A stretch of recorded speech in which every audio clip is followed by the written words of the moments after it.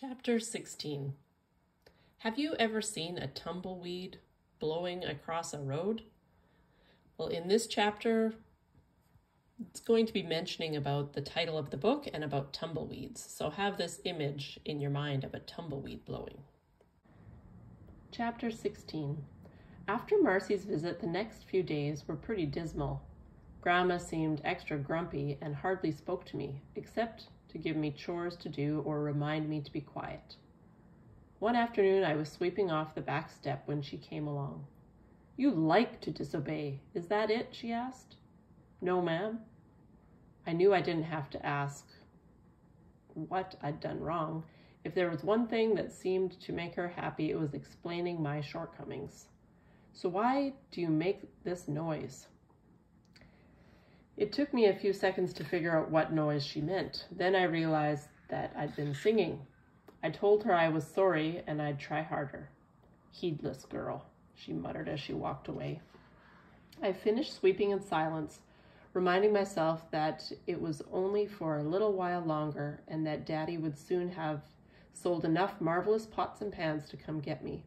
I missed him all the time, but I missed him the most when Grandma made me feel bad. Usually when I got to feeling real lonesome for my daddy, I could fight off tears by breathing in huge gulps of air and holding them, but not this time. They spilled out of my eyes and fell onto the steps, forming splotches of wet on the sun-bleached wood, even as I swept. Somehow I knew if Grandma saw me crying this time, it would make things worse. I stood the broom up against the door frame and ran across the yard with only one thought in my head: escaping her watchful eyes and ears. I'd meant to go out behind the barn, but as I got close to it, I could see that the side door was open just a little. A shuffling kind of sound inside told me that Uncle Roger was in there, and without thinking, I stuck my head in and peered around.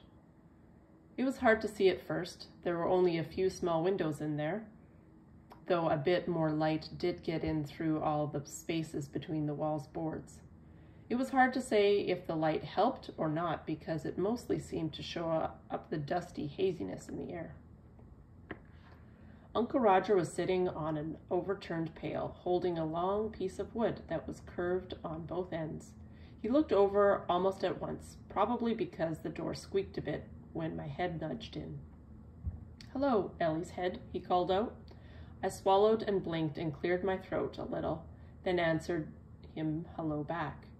"Come on in and bring the rest of Ellie with you," he said.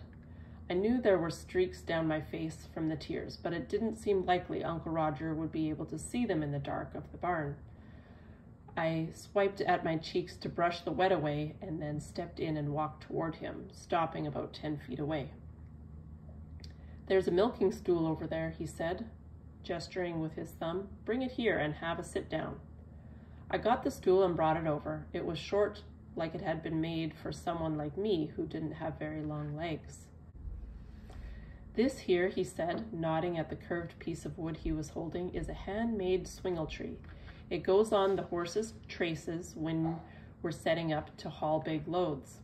I looked it over carefully and nodded, like he'd just confirmed what I'd been thinking. Actually, I'd never even heard of a swingle tree before and couldn't begin to picture how it worked. Whatever he'd been doing, it seemed he was just finishing when I got there, because he stood up across the barn and hung it on a hook beside some other odd things. They looked like tools of some sort, though nothing I'd ever seen before. I stood when he did. "I'd better get back to my chores now," I said as he started back toward me, but my feet didn't move. "Aw, come on outside and sit a spell," Uncle Roger said. "See what the sky has to say." "Skies can't talk," I said, but I went with him and sat down against a bank of hay on the far side of the barn. When he leaned back and stared up at the sky, I did too. "What do you think this here's sky's tellin' us?" he asked. "I don't know," I said, watching the clusters of small clouds. "Looks like it might be gathering for a rainstorm." "Could be." He didn't sound convinced. After a bit, he said, "Your ma would have called this a tumbleweed sky." "How come?" She said these kinds of clouds were dry and dusty and blowing along like a bunch of tumbleweeds. One time she told me they were like people who'd forgotten how to love, looking normal on the outside, but withered up and empty on the inside. He shook his head and smiled sadly. Maggie saw things different, that's for sure. I didn't know what to say to that, so I just stayed quiet and hoped he'd keep on talking. But when he spoke again, it was just to ask me how I was getting along with Grandma. Fine, I lied. He looked at me for a long minute, like he was figuring something out, but all he said was, "Those cookies you made the other day, did you know they were your ma's favorite kind?" "Grandma said they were your favorite," I said. Uncle Roger shook his head. "Nope, I like the ones with dates in the middle." "Do you think Grandma forgot?" I asked. "Can't see it," he said. He put his arms up and folded them behind his head. "No, sir, my guess would be that your grandma wanted to make those cookies for you." "For me?" I couldn't have been more surprised if he'd told me the hay we were lying on was going to be spun into gold. Sure, but I don't suppose she could admit it, so she had to let on they were for me. I thought about that for a bit. Uncle Roger just stayed quiet and let me. I think that might be what I like the most about Uncle Roger. He doesn't try to persuade you about things like most grown-ups. "I think they were the best cookies I ever tasted," I said after a few minutes. "Maybe they'll be your favorite too," Uncle Roger commented, "just like your ma. Maybe people inherit taste in cookies the same way they inherit eye color and such." "Do you really think so?" "I don't see why not." He sat forward and pulled up his knees, circling them with his arms. I did the same, and we stayed that way for a few quiet minutes. Then Uncle Roger told me he really should be getting back to work. "But you know where I am most of the time," he said. "One of the fields usually, so you come find me anytime you feel like having a visit." I felt lighter and happier as I headed back to the house and Grandma's stern face. I even tried not to let it bother me too much when Grandma asked me if I'd been hiding, trying to get out of helping with the chores, and did I think she was there to wait on me?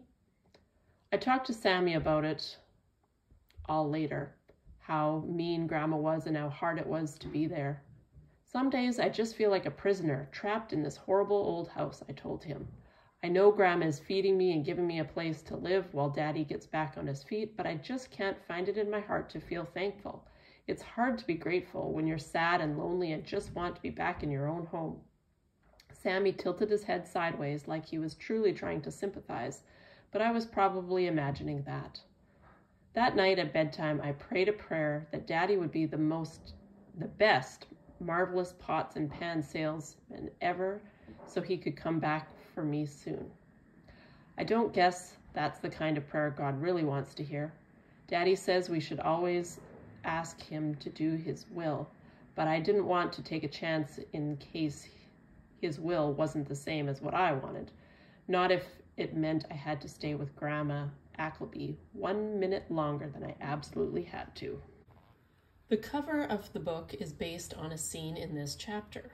Uncle Roger tells Ellie about how her mother used to talk about the clouds that looked like tumbleweeds. This is a quotation from the book. "These kind of clouds were dry and dusty and blowing along like a bunch of tumbleweeds. One time, she told me they were like people who had forgotten how to love, looking normal on the outside, but withered up and empty on the inside," from page 101. So which character in this book has forgotten how to love and is like these tumbleweed clouds, all dried up and withered and empty inside? Write your answer in your book.